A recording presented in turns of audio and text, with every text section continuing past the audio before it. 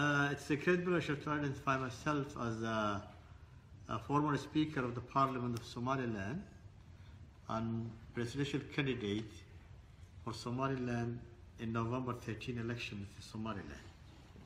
Currently, I am the chairman of the major opposition party of Somaliland, which is called Wadani.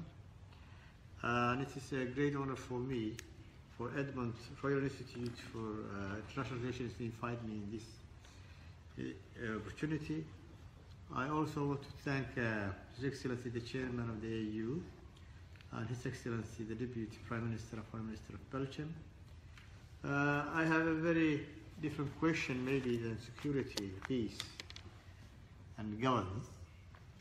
Recently there is a cyclone which is called Sagar, which is the strongest storm ever recorded to happen in the region, which damaged in the coastal areas of Somaliland and Djibouti as well.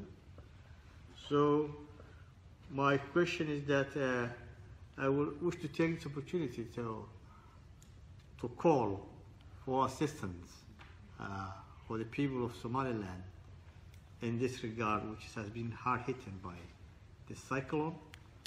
Regarding security, Somaliland has been a peaceful enclave in Somalia, which claimed independence from Somalia in 1991, but have not been recognized. And there was an AU mission, fact-finding mission from the AU to Somaliland in 2005. And hopefully there is now still we are seeking for international recognition. And I want to turn your attention to this small country, which is peaceful, despite what is going on in most of the region. Thank you very much. S'il vous plaît, prenez la parole. Thank you very much, Chairman. I would like to thank the three eminent speakers for their excellent presentations. I have one short question and one short comment. First, my question. Okay. My name is Andrew Georgis.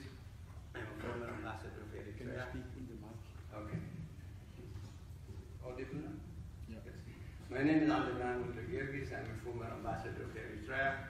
I now run an international civil association, ERI platform, which works to facilitate inclusive dialogue to find common ground among diverse groups, civil, political, and also human rights advocates. So peace, security, and governance are interconnected. And most of the problems of conflict and insecurity and instability in Africa derive from malgovernance or really a very clear democratic deficit in most African countries or in most conflict areas. Of course, the African peace and security architecture is work in progress, it has not yet been able to operationalize.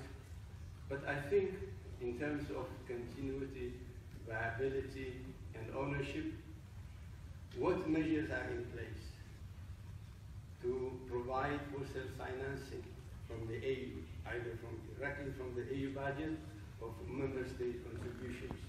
Because the European Union strategic partnership and cooperation has been very, very vital in funding the AU peace operations to date. The African Peace Facility has played a very important role, but in terms of long-term viability, what measures or what policies are being envisioned to make it self-sustaining in the long run? Second, this is a brief comment on the reform process taking place of the African Union. The criterion for membership is merely geography. Every country that's within Africa is automatically a member.